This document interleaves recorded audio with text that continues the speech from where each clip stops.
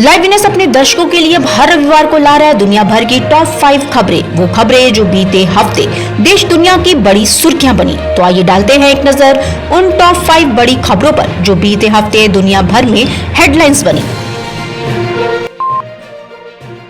अफगानिस्तान के काबुल में शनिवार को गुरुद्वारे पर हमला हुआ। हमले में गार्ड समेत 2 अफगानी नागरिक मारे गए हैं। इसमें एक हिंदू था।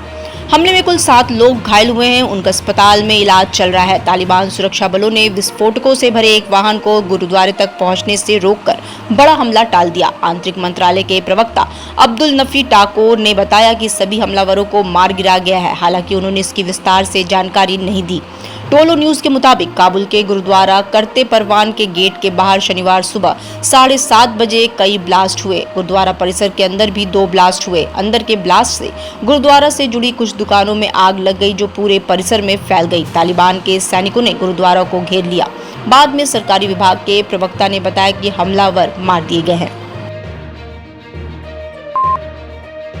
अमेरिका में उत्तरी वर्जीनिया के एक मॉल में विवाद के दौरान एक शख्स ने गोली चला दी, जिसके बाद अफरा तफरी का माहौल पैदा हो गया। जानकारी के मुताबिक घटना में किसी के हताहत होने की खबर नहीं है। फेयरफैक्स काउंटी पुलिस ने ट्वीट कर बताया कि देश की राजधानी के पास स्थित टाइसन कॉर्नर सेंटर में गोलीबारी की सूचना के बाद अधिकारियों को शनिवार दोपहर मॉल में भेजा गया। पुलिस ने यह भी बताया कि वहां किसी बात को लेकर हुए विवाद के दौरान एक व्यक्ति ने बंदूक दिखाई और गोली चला दी। पुलिस ने बताया कि इस दौरान किसी के घायल होने की कोई सूचना नहीं है। बता दें कि अमेरिका में पिछले कुछ समय से लगातार गोलीबारी की घटनाएं सामने आ रही हैं। इससे पहले मध्य वर्जीनिया में भी एक पार्टी के दौरान गोलीबारी में 20 वर्षीय युवक की मौत हो गई और 7 अन्य लोग घायल हो गए।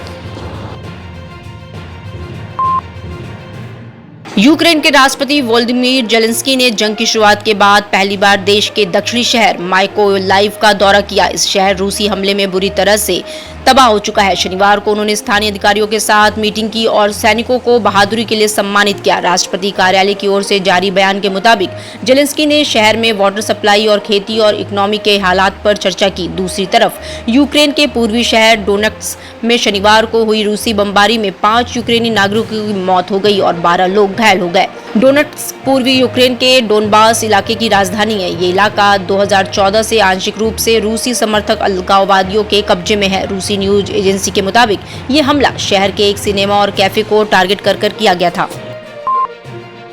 उत्तरी स्पेन में लगी भीषण आग का कहर जारी है। स्थानीय बचाव सेवा के सूत्रों ने कहा है कि आग की लपटों ने पिछले 3 दिनों में लगभग 13,000 हेक्टेयर जंगलों और झाड़ियों को नष्ट कर दिया है, जिसमें जमोरा प्रांत के सियरा डे ला कुलेब्रा पहाड़ियों में 9,000 हेक्टेयर शामिल है। समाचार एजेंसी शिन्हुआ की रिपोर्ट के अनुसार बुधवार रात को बिजली गिरने से लगी आग के कारण जमोरा के 6 शहरों में 650 लोगों को उनके घरों से निकाल लिया गया है। इस बीच बचाव सेवाओं ने कैटलोनिया, नवारा और अरागोन के समुदायों में भी आग लगने की सूचना दी है।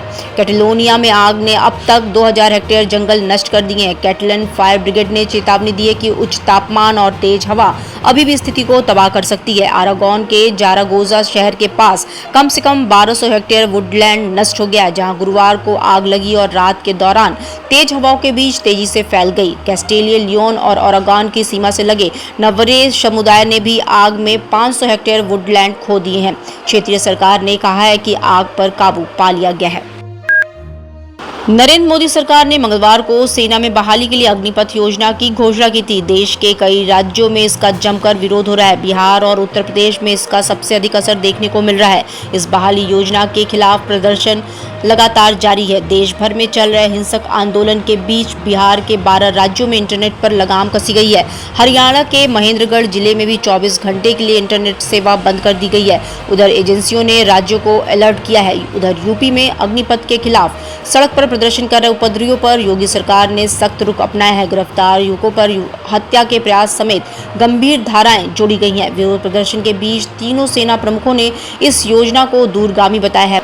वहीं शुक्रवार को इस अग्निपथ की आज वाराणसी में भी देखने को मिली थी, जब 29 रोडवेज की बसों को उपद्रवियों ने निशाना बनाया था, जिसके बाद शहर के 3 थानों में मुकदमा दर्ज कराया गया। उधर रक्षा मंत्री राजनाथ सिंह अग्निपथ योजना को लेकर लगातार बैठकें कर रहे हैं। इसी क्रम में वो आज फिर तीनों सेनाओं के प्रमुखों के साथ इस स्कीम का रिव्यू करेंगे। डिजिटल इंडिया का digital new platform live VNS पिछले 7 वर्षों से बनारस की सेवा में। पाइए बनारस के कोने कोने की खबर निष्पक्षता के साथ लाइव VNS से। बनारस की ताज़ा तरीन खबरों के लिए प्ले स्टोर से डाउनलोड कीजिए लाइव VNS ऐप या फॉलो कीजिए लाइव VNS को सोशल मीडिया पर।